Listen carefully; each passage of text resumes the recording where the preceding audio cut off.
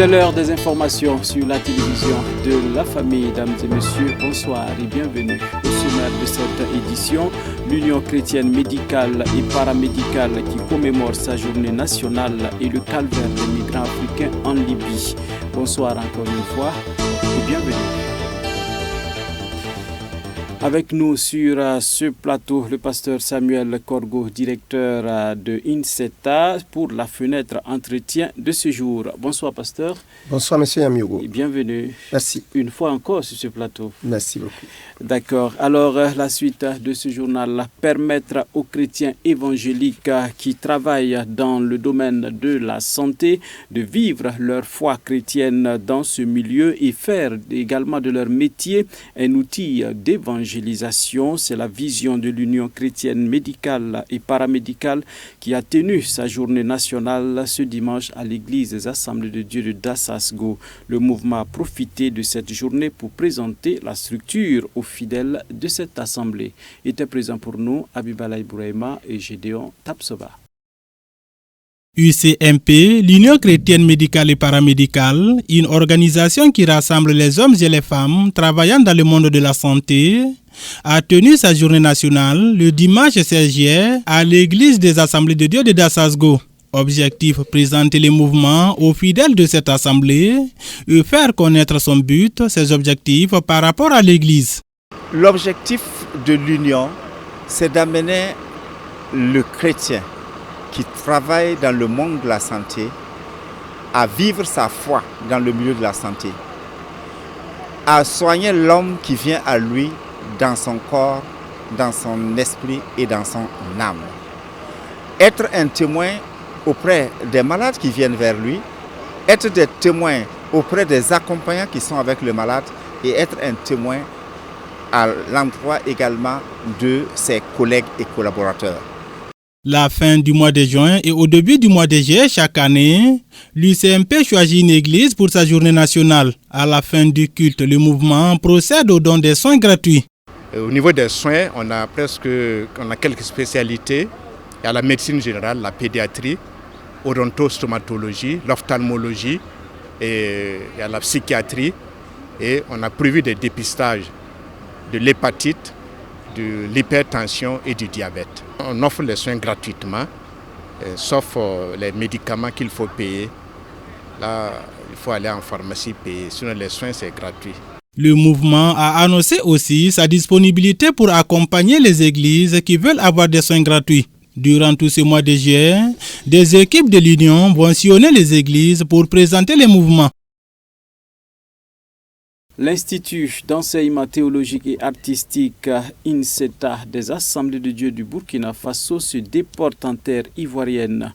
En effet, la première promotion du baccalauréat théologique en langue nationale Moré de l'IPATA, Institut pastoral et théologique d'Azaguié, en collaboration avec INSETA, a rendu son verdict avec 28 lauréats. Eh bien, le résultat d'un partenariat initié par le docteur Georges Ezekiel Compaoré, président de la mission évangélique internationale de Côte d'Ivoire. Le reportage signé Delphine Banissi. Ils sont 28 lauréats à avoir reçu leur parchemin après avoir passé haut les mains les épreuves du baccalauréat théologique en langue nationale Moré, une initiative de l'Institut pastoral et théologique d'Azaguié de la Méissi, en partenariat avec l'Institut d'enseignement théologique et artistique des Assemblées de Dieu basé au Burkina Faso, INSETA. Aujourd'hui, quoi qu'on dise, si vous n'avez pas de diplôme qui définit votre ministère, vous n'avez pas le poids. Vous pouvez arriver à certains lieux où on ne vous adresse même pas une parole. Donc le diplôme me valorise et ça me permettra d'aller là où le besoin se fera sentir. Pour nous, les chrétiens, rien n'est hasard. Si INSETA a eu l'existence ou a vu le jour en Côte d'Ivoire, c'est que les besoins se font sentir. Et j'en suis témoin. La mission est un grand mouvement et la plupart de nos fidèles et les pasteurs sont des Burkinabés. Je ne dis pas qu'ils ne parlent pas le français ni qu'ils ne comprennent pas, mais ils comprennent mieux en langue morée et les pasteurs qui reçoivent les enseignements expliqueront mieux en langue morée la parole de Dieu. Donc pour moi, la théologie en moré ici en Côte d'Ivoire, c'est normal et j'allais dire même c'est la bienvenue. Et selon le directeur de INSETA, cette collaboration s'inscrit dans le cadre du renforcement des compétences des pasteurs et la formation des cadres de l'Église à la demande du président de la MEIC. Je voudrais de tout mon cœur remercier le président de la mission évangélique internationale en la personne du révérend docteur Ézéchiel Georges Compaoré pour le travail qu'il fait depuis 2 ans. C'est lui qui a eu l'initiative de faire appel à INSETA pour que INSETA vienne en Côte d'Ivoire et contribue de façon substantielle à la formation des pasteurs et aussi à l'encadrement des cadres de l'Église. Et quand il a exprimé le besoin, nous avons tout de suite marqué notre accord. Et il nous a accueillis à bras ouverts. Tout le comité de gestion et de direction de INSETA, les enseignants et la direction, nous nous sommes mis au travail depuis 2 ans. Et grâce au travail que le président Dr Georges Compaoré avait déjà fait, plusieurs se sont inscrits et les résultats sont aujourd'hui visibles. INSETA forme ses étudiants de manière à ce qu'ils soient à mesure de rédiger des articles scientifiques, de manière à ce qu'ils soient à mesure d'écrire des ouvrages d'édification et des ouvrages de bonne qualité.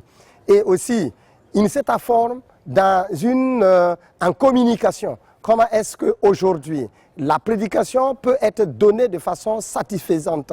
Comment est-ce qu'aujourd'hui, une exégèse qui tient compte du contexte peut être faite pour que la parole de Dieu soit transmise dans sa pureté et dans sa globalité?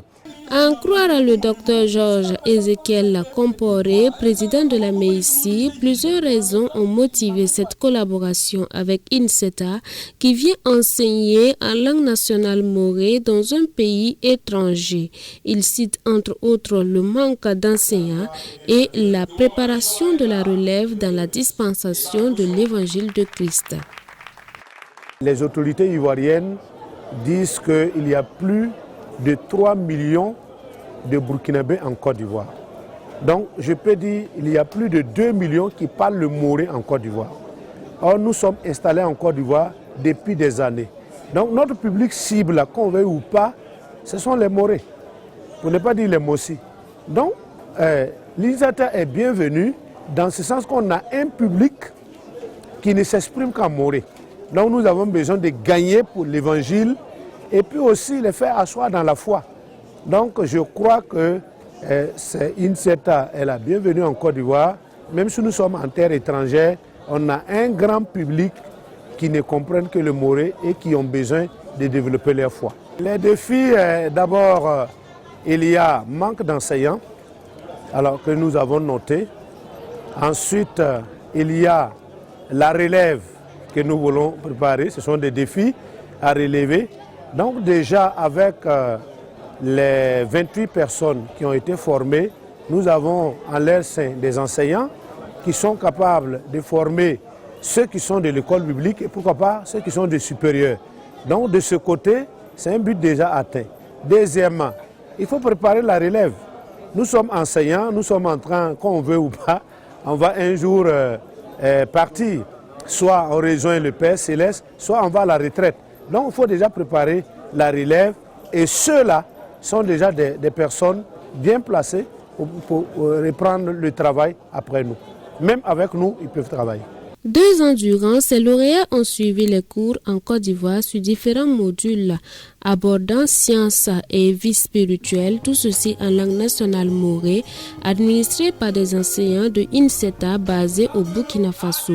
Pour la composition de l'examen, les candidats de la Côte d'Ivoire ont dû rejoindre leur pairs du Burkina Faso afin d'être évalués ensemble. C'est une première expérience réussie et l'IPATA et INSETA entendent perpétrer ce partenariat.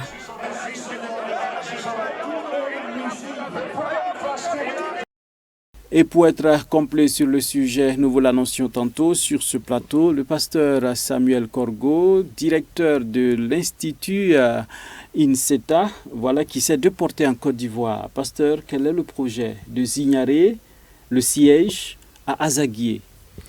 D'accord, merci M. Nyamiogo. Et je veux avant tout propos témoigner ma gratitude à l'endroit du président, Dr Ezekiel Georges Compaoré, qui est le président de la mission évangélique internationale en Côte d'Ivoire. En fait, en 2019, le président de la mission évangélique en Côte d'Ivoire, le docteur Georges, lui-même a exprimé le besoin que INSETA se déporte en Côte d'Ivoire en vue de la formation des cadres, en vue de la formation des pasteurs d'un certain niveau. Et après avoir exprimé son besoin, les responsables de INSETA et associés aux responsables de l'Église des Assemblées de Dieu du Burkina Faso ont donné leur accord pour que INSETA puisse dispenser ses cours en Côte d'Ivoire à l'attention des pasteurs de la mission. Et voilà, 2 ans après, la première cuvée qui est sortie la semaine dernière, j'allais dire, du côté de la Côte d'Ivoire. C'est bien ça. Et il y a 2 ans de cela, les pasteurs de la mission ont commencé à suivre les cours après avoir été recrutés par notre école. Ouais. Ils ont suivi les cours en Côte d'Ivoire. L'ensemble des cours ont été suivis en Côte d'Ivoire. Et maintenant, quand il s'agit du baccalauréat théologique, ils se sont déplacés au Burkina Faso pour se joindre aux autres étudiants qui sont là. Et durant 1 mois entier, ils ont été préparés et affronté les épreuves du baccalauréat théologique. Okay, et alors, après, il y a 28 qui sont admis. Ouais. Et ce sont à ces 28 étudiants que nous décernons aujourd'hui leur diplôme. Ah d'accord. Alors, c'est dire que, bien sûr, c'est eu égard au partenariat avec le ministère des langues nationales. Très bien. Et comme en Côte d'Ivoire, cela n'est pas encore... effectif. Voilà, ou bien ne peut pas être effectif parce que ce n'est pas une langue ivoirienne. Je pense qu'il y a un travail qui est en train d'être fait dans ce domaine-là, mais pour l'heure, ils ont l'obligation de se déplacer au Burkina Faso parce que le jury de l'examen du baccalauréat est ici installé au Burkina Faso et nous n'avons pas d'autorisation actuellement qui nous permette d'administrer les épreuves du baccalauréat en Côte d'Ivoire. Okay. Mais on a quand même reçu un document du ministère qui accepte que les étudiants ivoiriens viennent au Burkina Faso pour leur baccalauréat théologique. Ok. Alors, nous parlons de langue morée. Voilà, INSETA fait ses enseignements en langue morée essentiellement. Et alors, pourquoi choisir la Côte d'Ivoire pour aller dispenser ces cours-là aussi? D'accord. Très bien. Merci, M. Nyamiogo. Effectivement, c'est une question qui est posée par plusieurs personnes. Pourquoi la langue nationale morée en Côte d'Ivoire? D'abord, il faut noter le fait que c'est le président de la mission évangélique internationale en Côte d'Ivoire, en la personne du docteur Georges Ezekiel Compaoré, qui a exprimé le besoin que INSETA vienne en Côte d'Ivoire et que les cours soient enseignés en langue nationale morée. Ce qui signifie qu'il y a un besoin. Deuxièmement, il faut noter qu'en Côte d'Ivoire, il y a quand même une bonne partie de la population qui ne s'exprime qu'en moré. Et à ces personnes-là, ils ont aussi besoin d'une croissance dans leur foi, ils ont aussi besoin d'une formation. Et nous adressons nos cours à tous ces pasteurs-là qui ont la volonté d'apprendre, mais qui ne peuvent pas le faire en français ou en anglais.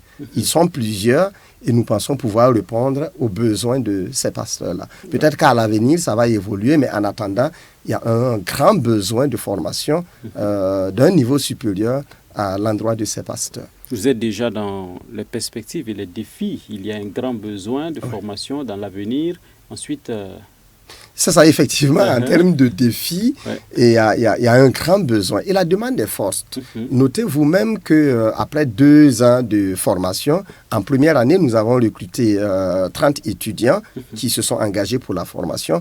En deuxième année, il y a 28 personnes qui se sont intéressées à la formation que INSETA donne. Et nous sommes en train de passer à la troisième année. Et déjà, il y a près de 30 personnes qui sont encore engagées pour la formation. Donc, de façon concrète, le besoin est là. Et je dois noter que nos étudiants, ce sont des adultes. Et quand des adultes eux-mêmes expriment le besoin et s'inscrivent, le besoin est vraiment là. Mais en termes de perspective, je pense aussi que les pères ou les pasteurs d'un certain âge qui ne s'expriment qu'en Moré ont besoin de INSETA pour les encadrer dans leur formation, mais avec les enfants qu'ils mettent au monde et qui sont de plus en plus formés dans les écoles ivoiriennes. Peut-être qu'avec le temps, la mission de INSETA va aussi évoluer et aussi s'intéresser à la jeune génération. Pour permettre en fait à cette jeune génération-là de ne pas se perdre. C'est ça. Dans la langue maternelle, dans si la je peux langue. dire ainsi. Très bien. Ah d'accord. Mais bon vent alors à INSETA et Côte d'Ivoire, si je peux dire ainsi. Et restez avec nous pour la suite du journal. La fenêtre internationale dans cette édition, dames et messieurs, la Russie se retire de l'accord céréalier de la mer Noire. La Russie a suspendu un accord de guerre qui permet l'acheminement de céréales de l'Ukraine vers certains pays africains, du Moyen-Orient et d'Asie. Suivez. La Russie a suspendu lundi un accord de guerre qui permet l'acheminement de céréales de l'Ukraine vers des pays d'Afrique, du Moyen-Orient et d'Asie. Le porte-parole du Kremlin, Dmitri Peskov, a annoncé que cette suspension durerait jusqu'à ce que les demandes d'acheminement des produits agricoles russes vers le monde soient satisfaites. Le pays s'est en plaint que les restrictions en matière de transport maritime et d'assurance ont entravé ses exportations de denrées alimentaires et d'engrais qui sont également essentiels à la chaîne alimentaire mondiale. L'accord conclu l'été dernier entre les Nations Unies et la Turquie pour permettre aux denrées alimentaires de quitter la région de la mer Noire après l'invasion de son voisin par la Russie il y a près d'1 an et demi a pris fin. Cet accord garantissait que les navires ne seraient pas attaqués à l'entrée et à la sortie des ports ukrainiens. L'accord a été renouvelé pour 60 jours en mai malgré le refus de Moscou. Ces derniers mois, la quantité de nourriture expédiée et le nombre de navires quittant l'Ukraine ont chuté, la Russie étant accusée d'empêcher la participation de navires supplémentaires. Les autorités ukrainiennes n'ont pas immédiatement réagi à l'annonce de lundi, qui pourrait contribuer à plonger des millions de personnes supplémentaires dans l'insécurité alimentaire.